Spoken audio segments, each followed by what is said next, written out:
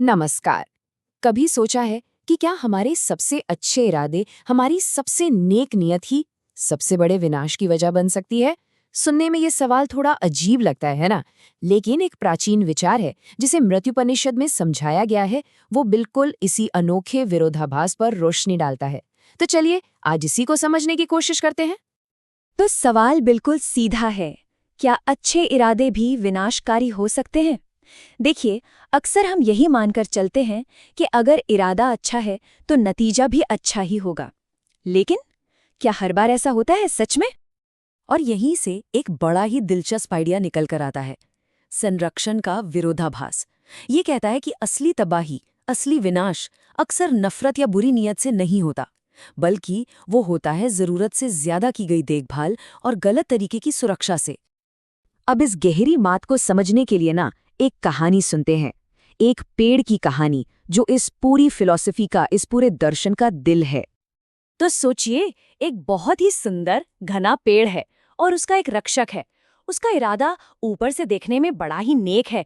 वो किसी को भी उस पेड़ को छूने तक नहीं देता, बिल्कुल किसी को भी नहीं। अब वो अपनी केयर दिखाने के लिए क्या करता है? वो पेड़ के चारों ओर एक बहुत गहरा गड्ढा खोदता है और उसे लगातार पानी से भरता रहता है। उसे पूरा यकीन है कि बस यही वो सबसे बेहतरीन पोषण है जो वो पेड़ को दे सकता है। तो बाहर से कोई देखेगा तो क्या कहेगा? यही ना, कि वाह, पेड़ की कितनी अच्छी तरह से हिफाजत हो रही है, कितनी देखभाल की जा रही है। इरादा तो बिल्कुल नेक लग रहा है ना?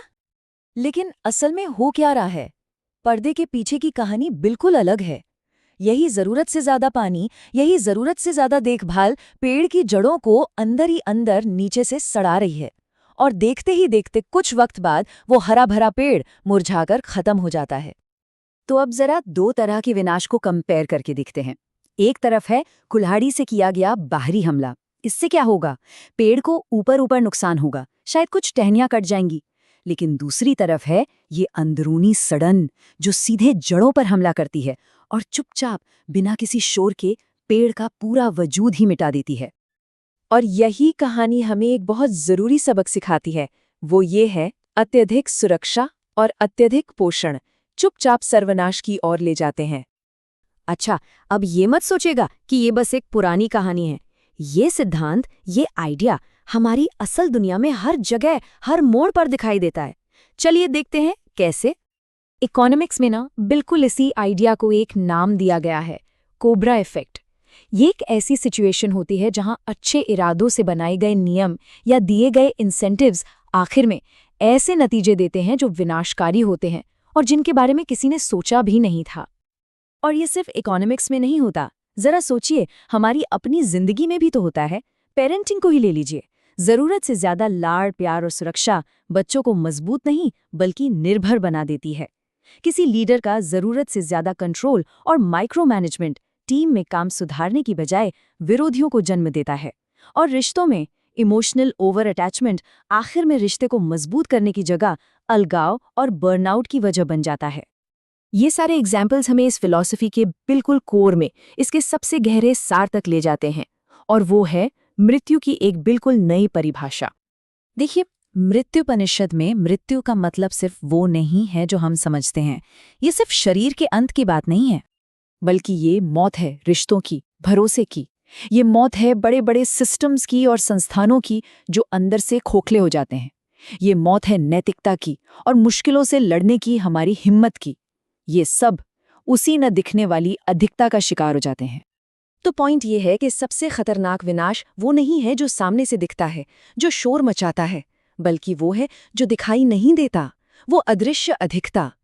तो ठीक है, अगर बहुत ज्यादा होना ही असली प्रॉब्लम है, तो फिर इसका हल क्या है? इसका जवाब छिपा है संतुलन के ज्ञान में, बैलेंस की समझ में। इस दर्शन की जो सेंट्रल टीचिंग है वो है संतुलन।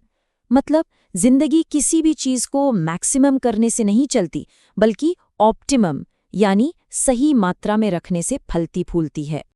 सिंपल शब्दों में कहें तो सच्चा पोषण वो है जो जड़ों को डुबोए बिना उन्हें मजबूत करे। सच्ची लीडरशिप वो है जो हावी हुए बिना रास्ता दिखाए, और सच्चा प्यार वो है जो कैद किए बिना सहारा दे। तो आखिर में एक सवाल हमारे सामने खड़ा होता है। जब हम अपनी दुनिया में अपने आसपास देखते हैं तो सबसे बड़ा खतरा असल में कहाँ छिपा है? क्या वो सामने से दिखने वाले हमलों में है या फिर भलाई के पर्दे के पीछे छिपी हुई उस अधिकता में? सोचिएगा जरूर।